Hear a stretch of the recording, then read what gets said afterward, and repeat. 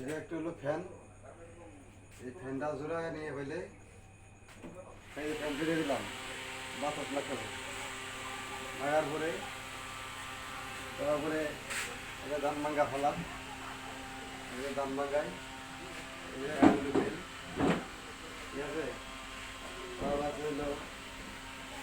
তারপরে হলো দিয়া মরিচ হলুদ জিরে বানিয়ে দিয়া পেঁয়াজ দেওয়া লাগে, এটাতে বাঙ্গাইতে পারি। এরপরে এটা হলো ভুট্টা গম, এটা দিয়ে ভুট্টা ঘুরে গমে ঘুরে করা হয়।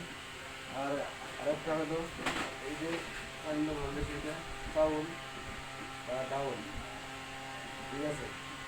এটা দিয়ে আমি করাই আমাদের যে চিকন করা বিড়াল আছে এগুলো করে দেওয়া হয়, বিড়ালটা আছে এগুলো করে দেওয়া হয়, কোনো সমস্যা নেই। হ্যাঁ, তারপরে হলুদ মরিচ, এগুলি হলুদ মরিচ হলুদ এগুলো আমার অনেক চলতেছে। হ্যাঁ, এটা হলুদ মরিচ, হ্যাঁ মরিচের গুঁড়ার এগুলো কালার দেখেন একের কালার, সমস্যা নাই। হলুদ ঠিক আছে, তাও আছে হলুদ আছে,